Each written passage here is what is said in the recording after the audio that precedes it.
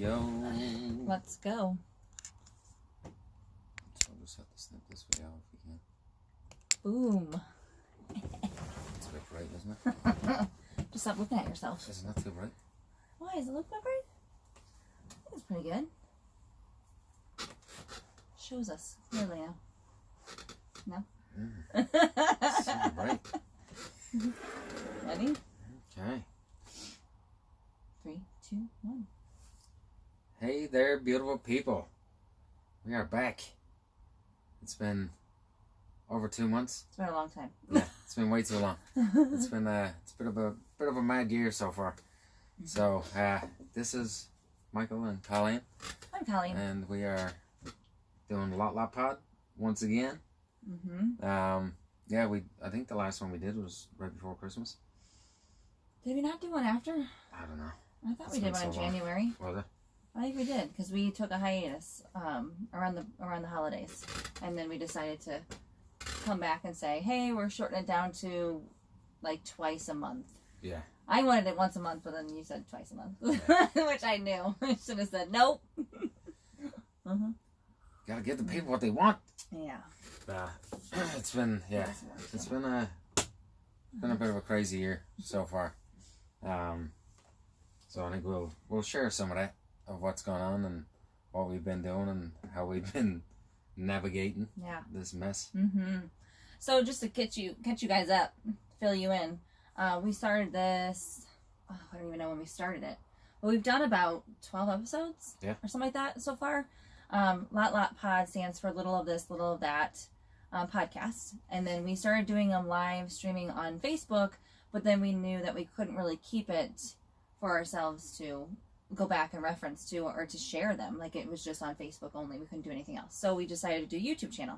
But we've talked about lots of different things, about renting and owning an RV, to alcoholism, to eating disorder, to being married for 10 years. So just a lot of different, lots of different things. And that's why it's a little of this, a little of that. There's really no set topic. It's or genre, I guess. It's just whatever we really kind of want to talk about. And we will bring on people so we can spread the knowledge and yes, we did one on mental health. We had a nurse come in. Yeah. So we'll have more people later on down the line. So we have just a wider perspective on this path that we call life. We our last one we did, we told everybody that we were going to be full-time RVing in the next year. So that's still a big huge plan of ours. But it's, so we had that was our last one, and we had some goals that we're setting for ourselves to get prepared for this lifestyle change. And we've already been kind of pushed back on one of those goals. So it's just kind of been, This being one of them. Yes, it's just kind of go with the flow, see what happens. So it's still ultimately our goal, but we don't know how long it's going to take. We're still hoping for a year, but there's just so many things that keep coming at us, with whether it's good or bad. Yeah, it's just a test of our resolve, whether we want to really continue with it or not. I think. I feel like that's what it is. Yeah, so our first goal was to buy my father's house, because we live in my father's house. To buy the house and be able to rehab it, kind of like make it better and then resell it. But because we're self-employed, it's harder for us to get what we want loan-wise because of the numbers that it looks like on taxes and things. So we had to wait till our taxes got done, and we're trying to wait that game out now and figure out what we're going to then be able to do after that. So it's just, or even push back a little. Yeah, a lot of it depends on other people's stuff. The stuff that we want to get away from. Out of our control. Yeah. Exactly. The stuff that we really don't want to deal with anymore. So, yeah. That's kind of where we're at the moment. Yeah. So let's give these wonderful people a little insight into how the year kicked off. Well, we did do one in January because I was just getting better from the flu. Right. The year started off with me having the flu. I mean, it could even start before then with, things always happen. But to start off 2019, I rolled in with the flu, and I was like on my deathbed for like a week. Quote, and it was, if the kids get this, they're gonna die. I literally said that because I was like, this is legit. This is There's no way that they would survive this. It was, yeah. It was bad. It was rough. I don't consider myself like the toughest person ever, but I don't also think that I am a very weak person. Yeah. So it was. No, and sure. I was down and that out. was bad. I don't want to do that again. That wasn't fun. I hope you don't, because it made a lot more work for me. I mean, I really didn't recover for like 3 weeks. It was like a week full-blown flu, but then your body coming back from that took at least 2 more weeks after that for me to be full me again. It was a rough couple of weeks for sure. Yeah, it was just cray-cray. Between you being sick and then trying to take care of the kids. Yes. It just gives you you a new respect. Welcome to my life. Gives me a new respect for what. Yes. But the good thing about it is I was able to be present, and I feel like if I was still drinking, I wouldn't have been able to handle it as well as I did. Yeah. Well for sure. I wouldn't have been as comfortable with you handling everything as I was if you were still drinking. Yeah. So I think that worked out well. For sure. So that was the first challenge. The first challenge, yep. And then my father fell down the stairs. He wanted to see what the quickest way down the stairs was, and he dove.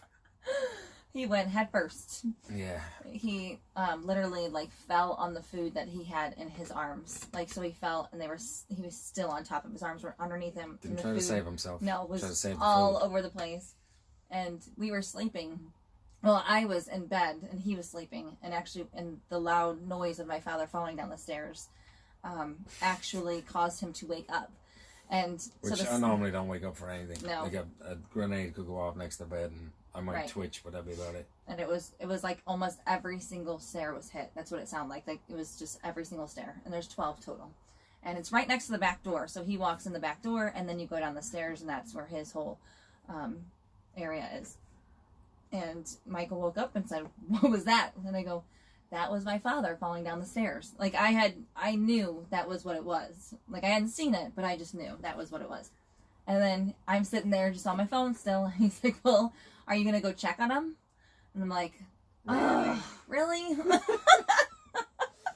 terrible. Because I just figured he was just probably a little intoxicated and missed the footing.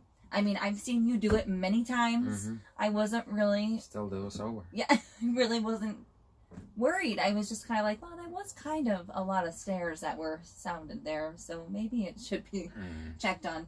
And then, lo and behold, I go to the top of the stairs, and there he is, dead man pose. At the bottom of the stairs, the chalk outline that they always have in the movies. That's it's naked gun. Yes. Yep. And I was like, oh, dear.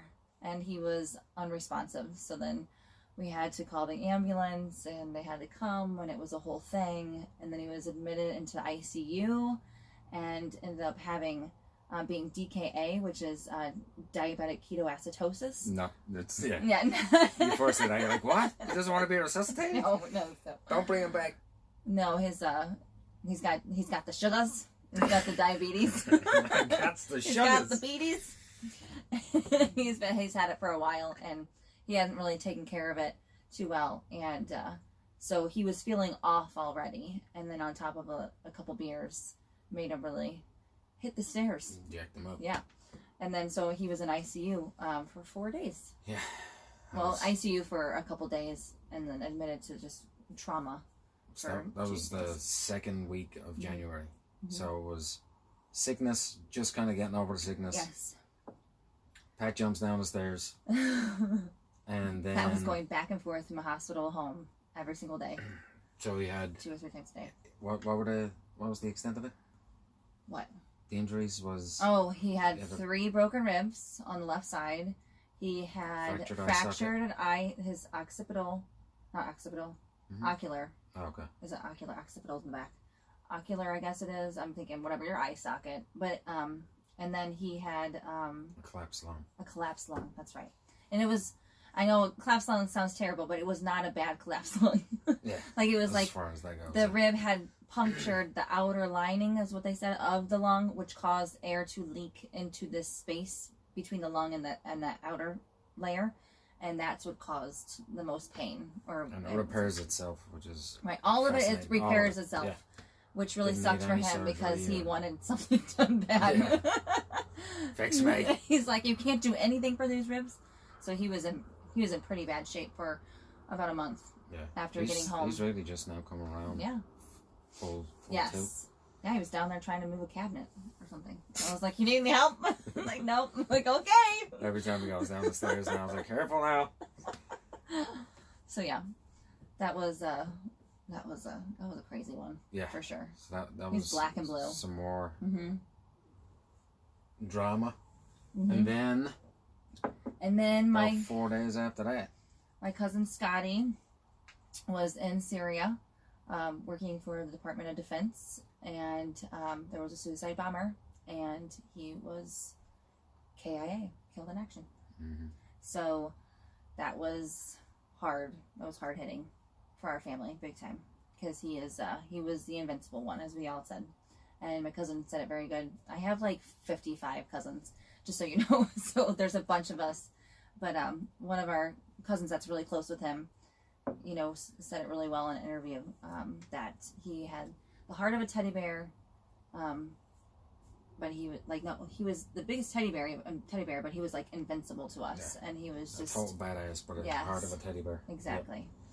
So that was tough because it was unexpected. He didn't have he didn't have a wife, didn't have any kids. This was his life. So it's comforting to know that he was doing something he really, really loved, and most likely would want to go in the way. It was amazing how you guys all, like, it was a process from when he got home to when he actually had the ceremony was 3 weeks. Right. So, but in that time it was pretty, like, being an outsider looking in, just seeing everybody, how everybody came together, and just the love and the amount of dedication to each other was pretty amazing. It was how everybody stepped up in their own way, and how we all came together and supported each other and our family. My aunt and uncle, you know, that are Scotty's stepmom and dad. Like it made me feel happy to know that I would be. I was gonna be okay. Like I was like, we weren't doing this alone, and if something were to ever happen, I know that my family has my back. Like, I mean, that was. Now, Scotty was an exceptional person in our family because he was a Navy SEAL, and he did a lot of amazing things for our country and for all of us. So it was amazing to see the whole country and the city and the town and the family all together and come together for this man, and it was just amazing and beautiful to even be a part of, and to be classified as somebody in his family tree. Be like. That was like it was it was like every part of it was overwhelming. It really was. From the transfer, the dignified transfer from the airport to, like, you had President Trump was there saluting and all these different dignitaries, and then from there coming here, and just going from the airport to the funeral home was just it was unreal. Yeah. It was beautiful. It was emotional. It was beautiful. It was outstanding. It was, I mean, I applaud America on that one. if you've ever seen the movie American Sniper, at the end when they showed the procession from the funeral home to the burial site, or to the barracks where they get buried. That was it was the same as that. There was firefighters on every overpass. There were people stopped at the side of the road, saluting and hands on their heart, and it was unreal. And then the actual ceremony itself was, it was beautiful. It was that was like moving. It was like a movie.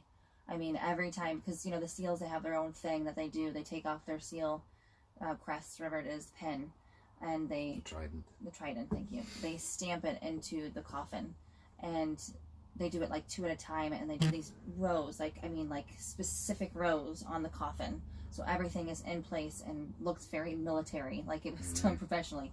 And every time they come up and they slap their hand on the coffin, or their fist on the coffin to bang that trident in there, I just felt like I hear like an anvil, like a hammer hitting an anvil, like it was like movie, like I was like ready for sound effects. I mean, it was just like, and then every time it was like, oh, right into your heart too. Like, And then they turn around and salute the parents, and they're like, Jesus. It was unreal.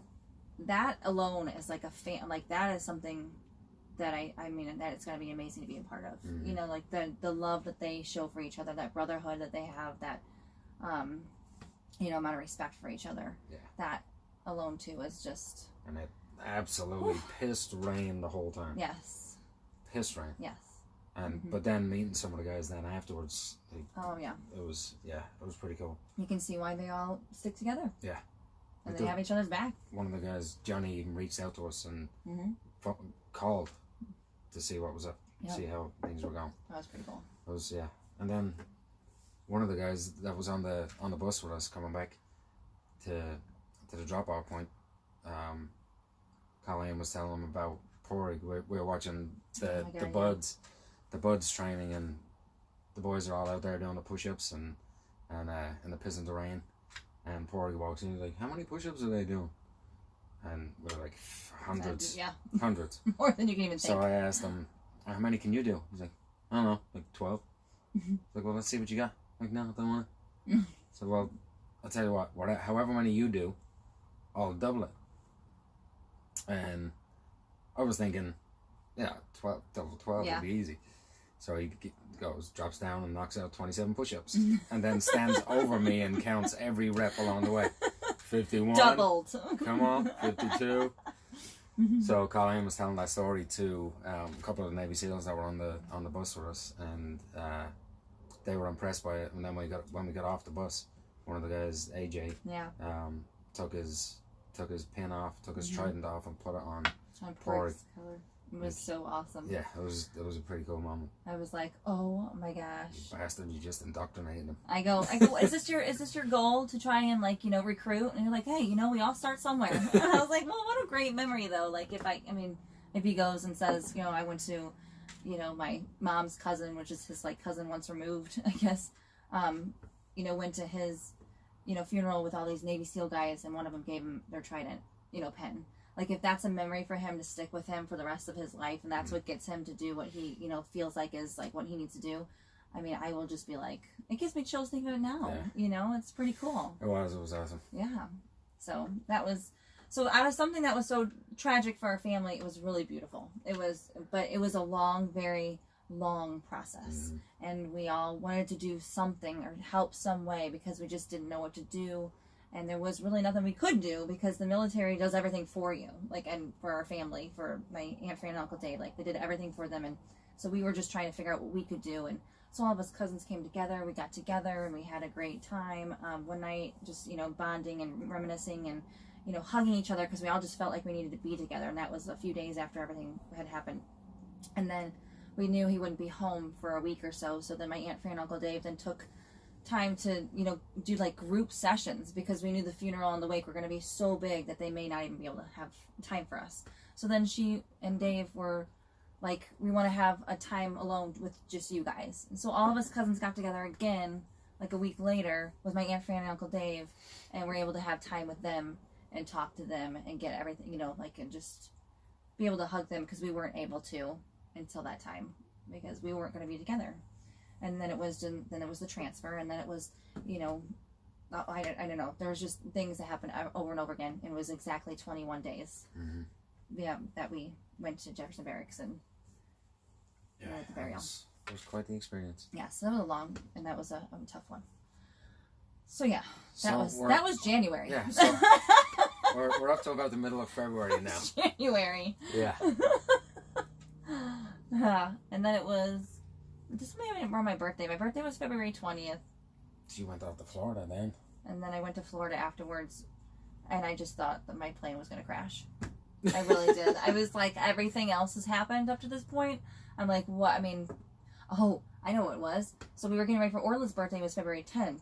But right after we had done everything with Scotty, then we had, Porrig got really sick. And he was like sick for a whole night and was like throwing up repeatedly every hour. And I was like, of course he is. Of course he's sick. Of course he's vomiting every freaking hour. And then we were supposed to have Orla's party the next day on her birthday, which was a Saturday, or maybe 2 days later. And my friends I mean, if you have a tribe, it's an amazing thing because they came together and they were like, what can we do to help you? We know you've gone through a lot of crap. You guys have been going through a lot of crap, and you have this party coming up. I was like, oh, I still have a day. It's fine. I'll be fine. I got a day. And then the poor guy got sick.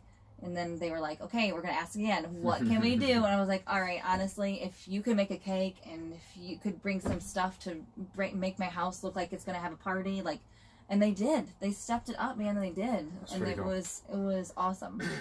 And it was a great party. Yeah. Worked out well. Absolutely. I can't thank them enough for that one. That was really cool. And then it was my birthday, which was uneventful and 34. You know, what do you do about nothing? Just another year, another day. You made it. Cool. See you tomorrow. And then, like I said, went to Florida for nationals, national dance team competition, and that was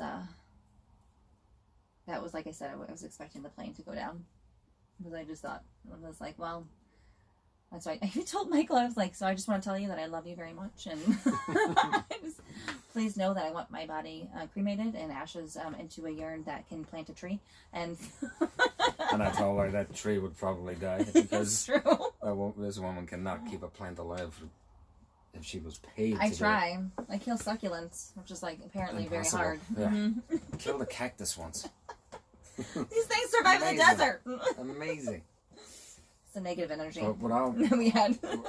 Like over the course of those 6-8 weeks, whatever it was, you just think, okay, so this is the struggle. Mm-hmm. This is the struggle. It's got to start leveling out here soon, and then kind of making its way back to normality, getting back to somewhat sanity, and I don't know. Then you look at it and you think, well, this is life. Like this is how you experience life. I think it was interesting because I had never had anything like that happen before. Like boom, boom, boom, boom. You know, like just kept on coming. Mm-hmm. And I said to myself one day, I said, I can either look at this as these are things that are happening to me. This is happening to me, like, and be like, why is this happening to me? Oh my God, pity, pity, pity, whatever. Mm-hmm. Instead, I was like, what can I learn from this? What are these challenges helping me learn? And I was really proud of myself for doing that. It was hard. It was very hard to do. Oh, yeah, because it's very easy to take the path of least resistance and just be miserable. Exactly. It takes work to be happy. And so, I was like, what can I learn from this? And you said... What did I say? You said you look at these situations and what was the big thing? You needed support. Mm-hmm. It was receiving support. And I think I showed that even with the birthday party. Like, I was like, no, it's fine. You know, it's like, I'll get it together. And then it was kind of like, okay, yes, I need help. I need to be able to ask for help. Yes, yeah. And that was, and I also, when we first talked about it though, I was like, preventative care, because I was like, flu, that could have been prevented. You know, diabetes, ketoacidosis, you know, kind of thing. My dad falling down the stairs. I was like, that could have been prevented. There's all preventative care issues. It's like, we need preventative care. I think that looking back at it, for me, it just you end up seeing the best in people when you have adversity like that. You end up seeing who are your real friends, and you end up seeing who in your family are in it for everybody else and not just for themselves. And so I don't know. I feel like I saw the best in a lot of people that I didn't really know. Yeah. And I got to know them a lot better over the course of the trials and tribulations. Yeah. But it's part of it as well is to be able to, when you're going through all that shit, to be able to be present and actually feel all the things that are going on, which for me, I can't even imagine what it was like for you guys. But I was emotional through most of that stuff as well, just because I was actually able to be present and actually able to fully experience my emotions. Yeah. Which I'd never done before. Right. I just killed them all. You were probably just drunk the whole time. Yeah. I guess. I'm so happy that you were able to be present because I need you present. I needed it bad. God, yeah. Because it was confusing, and because, you know, like, everything was confusing, you know, but it was hard, and it was a lot of emotion to deal with, even for myself too, and I don't know. It was hard. It was. That's all I gotta say. It was hard. It also gives you still struggling from it. It gives you a deeper perspective on, and you hear it's so cliche, but you get a deeper perspective on what's really important in life. Yeah. Because we get so wrapped up in all the bullshit of what's the next car I'm going to get, and how much stuff can I get, and the house needs to be fixed up, and blah blah blah blah. I'm like, it's not that important. Yep. Like one of the best things I could have done was that I did this drill. Basically, you had to sit down and look at your week, so your 168 hours, and find out exactly where you spend all of those hours.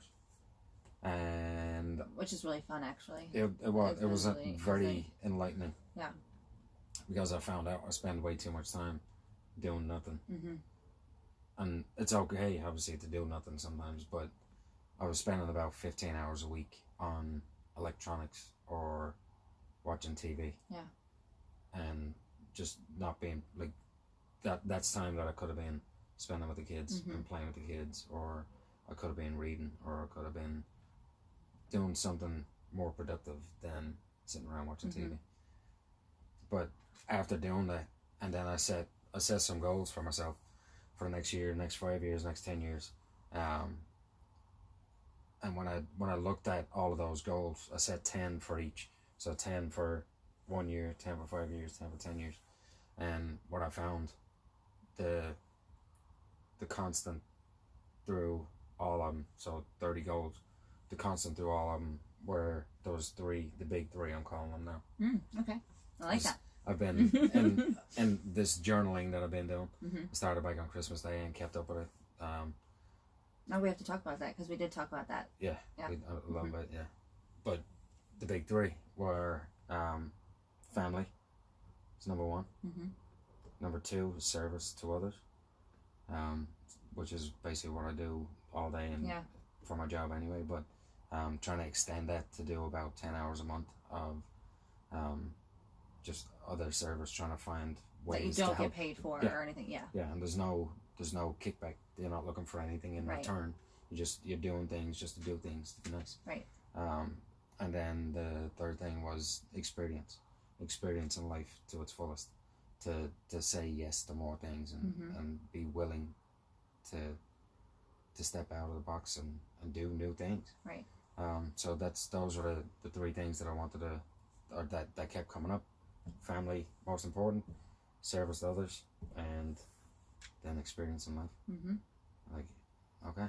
So once I did that, then it was then I was like, okay, well, if that's really important to you, then you need to organize your life that way. So I did. I started organizing my life that way, and I started cutting out being on the electronics as much. I stopped watching soccer as much. Not watching as much soccer anymore. I feel like it's only like once a week now. Yeah. Which it would be twice this week because Champions League. But it's not something that I have to sit down and watch. It's not like this morning I watched a little bit of Arsenal beating United, which is great. But and obviously watching Liverpool win before anybody else is awake. But I start organizing my life around that, which has been very liberating ever since, because I've cut out the bullshit and start devoting my life to what's really important to me, what I value. It's fun too, because you have to be honest with yourself, because you have to make up those hours. Those hours they have to have the hours somewhere in there. You know, there's something you're doing. You have to be accountable for. Yes, like what? So what are those? Where are those hours going? And so that was, also being honest with yourself, like, and that was enlightening. It was. It's pretty cool. Pretty cool to see. So I start coming back on hours at work, and being more strict with my time. So it's basically have blocks and everything that I do now. It's like, all right, I train from this time to this time. I do administrative stuff from this time to this time, family time from this time to this time, and then I have all the other sundry bits and pieces that I do as well. But the journaling we talked about in the beginning of January, and that was every day. There was an actual date in the journal, and it's a Stoic journal, and you pretty much fill out. You read like a passage, and then it asks you like a question, and they're typically from. We're trying to say All philosophical questions. Thank you. So and from who? From Seneca and Marcus Aurelius and people like that. From long time ago. Stoics. Yes, from ancient long time ago. Yeah. And what they were thinking then. The and 80s. Yes. That's what our daughter said to me once. But they're what they were journaling about, which is interesting because it's stuff that it's the same things that we talk about today. Yeah. Yes. Yep. So it's the same thing, which is really interesting. And then you write, you answer the question pretty much, and it's nice because it's a morning and evening, and it gives you day by day, but it's throughout the whole year. So if you miss, it's okay. You can keep going. Just come back the next year and finish it off. So that's kind of my idea of what I've been doing lately because I have not been keeping up with the journaling. Was so gung ho, and then life happened, and I would just every so often be able to grab it and open it, and then here and there journal, which is nice because I know I can come back to it. I can, instead of getting all stressed out and be like, I've missed so much, what's the point? It's kind of like I can restart. I can still do this. There's still I can start at a date and I can keep going and just keep going into the following year. So that's where I'm at with it right now. Whereas Michael is a little bit more diligent and takes the time to. He gets up at 4 o'clock in the morning and sits at the kitchen table and journals. Well, it's important for me because it's about insight. It's about looking into yourself and figuring out who you are, what it is that you truly value, and how you can just completely let go of the things you can't control, and then looking at the things that you can control, which essentially are the way you think, not necessarily your thoughts, but the way you think. And if you can control the way you think, then your emotions are a little bit more balanced and in check, and then your actions to follow are a lot more selfless. So that's been huge for me because I've been a selfish bastard my whole life. Amen. Yeah. There was a question. It was the middle of everything, right? With Scotty and stuff, my cousin, and it was like, is your soul a tyrant or what was it? A tyrant or a I don't remember what the question was. This is good and evil, pretty much. And I was like, I don't have time for this question right now. I am dealing with I was like, I don't care about my soul. Why do I care about my soul? Why? It was just kind of like one of those moments where just like, I don't have time for this book. Which essentially that's the time that you needed it the most. You needed it the most. I just didn't have the capacity to think about my soul at the moment. Ironic. The question today was, who's my role model and why? Well, that's a good one. Ooh. That's a good one. So many. Did you put down your mom? Because everybody thinks they have to put down their mom. Capital M. Too soon. Jesus, yeah, too soon. That was an R. Kelly joke. That was too soon. You weren't even supposed to say anything. Oops. Too soon. Me and my lack of shutting the fuck up. Yeah, I haven't. I've just been thinking about it. I've had so many people that have had huge influence on me over the course of my life that it's. I think I'm just gonna have to pick characteristics versus people. I don't know. Is that a good answer though? I don't know. It's very politically correct. I have to burp for it. I don't know. Yeah. Excuse me. That was like a 3 hour. It was. I had to get it out though. Something rattling in there. I don't have to name. Yeah. I don't know. It's a toughie. Who was your role model and why? So that's journaling that we've been going through. Other than that, what else has been happening? Took the RV out for the first time. Yeah. This year. Today. Took a little drive. It was nice. It was really needed. It was needed. Yeah. For sure.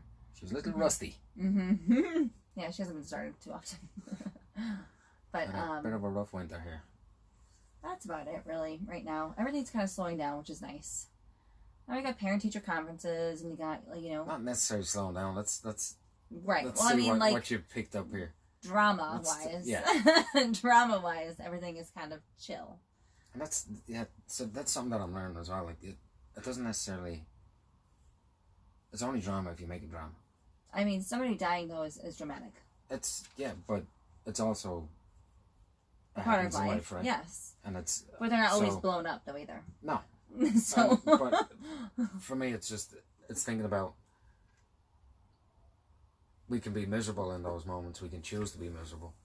Or we can choose to see it as... I didn't say I was miserable. No, I just said it was drama. I'm not saying that. Okay. I'm just saying that in general. Like, all of these life happenings. Like, this shit's going to happen. Yes. And it's not the last time it's going to happen. There's going to be more issues like this. And they're not problems. They're just life issues. They're just life situations that we deal with. Or we accept it, one or the other. But you have to be real, though. January was a bit rough. Oh, yeah. It was a challenge. I'm not going to say it wasn't a challenge. But it doesn't mean that we have to wallow in it, and it doesn't mean we have to just... No, I'm just saying everything has kind of just been a bit less dramatic. That's all I'm saying. But it doesn't have to be. Either way. We can keep it nice Agree to disagree. Down the middle. Let's agree to disagree. We won't. It's a Ron Burgundy quote. You have to like that one. With all due respect. Different movie, same man. We'll agree to disagree. Yeah. So, yeah. It's been a little bit slower in aspects. Of course, normal kind of, everyday stuff that everybody deals with and that. Kids and all that. Yes, absolutely. But talk about job opportunities and... Oh, yeah. Well, I mean, and that's always hard, which I kind of feel like we are going to kind of leave for the next segment, which was I'm realizing more and more my own personality, which is interesting because it's changed so much. Whereas when I was a teenager, shut up. When I was a teenager, I had no filter. Like I just said what I wanted to say, and I just did what I wanted to do. I was very social butterfly. Like wanted to be with my friends all the time. Didn't care about academics. Wanted to dance, and that was all I wanted to do. Was just be where my friends were, and why. I look back and think of why was I that way, and kind of learning myself and what I've done in the past and how I've gotten to this point. And because I'm so self-aware now, I'm realizing that I have these really big highs and lows that I go through. And it's not like a manic depressive, but it is like a manic depressive. It's just not manic to the point where I have no idea what I'm losing control. And it's not depressive to the point where I'm curled up on a ball on the couch, eating ice cream. Yes. I mean, it's close, though. Yeah. It's pretty close, though. The only thing we're missing is the ice cream. Exactly, yes. So it's, but still being self-aware of what's happening. And trying to figure out if it's, chemical or if it's just personality. I don't know. But that was kind of what was going to be for, next segment. And that was going to be job opportunities where, gets me in the high. And, I'm, really excited. And I'm, ready to go to PTO meetings. And I'm volunteering for things and all that. And then all of a sudden, everything kind of crashes down. And then it's I'm on the couch and I can't move. And I don't want to do anything. And I, cancel everything and I feel sick and it's just awful. And then I'm, I'm why did I do that? Talk about dramatic. Jesus. I can't keep up. I can't keep up. And then the job opportunity is being conflicting with my ideas of wanting to do the RV full time. Conformist. That's bullshit. That's bullshit, man. Come on, man. Why? But yeah, it's because of the fact that we need to make money. And he even said to me, I got a job, somebody sent me a job application for a position, at this place, and it's a really great opportunity for me to kind of go, and I was like, Orla's going to be in kindergarten next year, and, I can get health care, and I can get money, and Michael looks at me and goes, so, we'll actually have money? I was like, yeah, I guess so, yeah, we will, actually. No, we won't. You'll find another way to spend it. Absolutely. Uh-huh. But yeah. It's there for. So it's all those things too, conflicting things with that. So we'll touch on that next time. Yeah. Cool. Mm-hmm. I like it. Yeah. And I think it'll be good because it's not just about my highs and lows, what I'm going through. I think it has to do with a lot of moms. I think a lot of moms feel these things, and I know that I'm not alone. And I feel like that's something I want to talk about, and I would love other people to know that I'm going through these things, and I'm sure some other people are too. And if it can help me and it can help them, and it'd be nice to know. And maybe somebody will hear this and be like, "Oh, yeah, she's got this." They might give me a diagnosis. I'm gonna be like, "Oh, okay, cool, thanks." There's a pill for that. Yeah. Yeah, no medication though. Sorry. I'm just going to have to deal. I'll take the medication. Drug Michael instead. So yeah, that'll be the next one. Cool. So we just wanted to say hi. We're here. Yeah. Thanks for. Yeah, we're back. Yeah. So we'll probably try to knock a few out in a row these next few weeks, and then we'll taper off a little bit and get back to a couple of times. You have such high standards. I wish you would lower them. I really would. You're talking about doing this every week again? Just for like a month. Okay. I had a goal of doing 26 this year. We're behind. We gotta get caught up. Oh, okay. Yeah, so we may or may not see you next week. Maybe that's something we should talk about as well at some point. Yeah. Standards.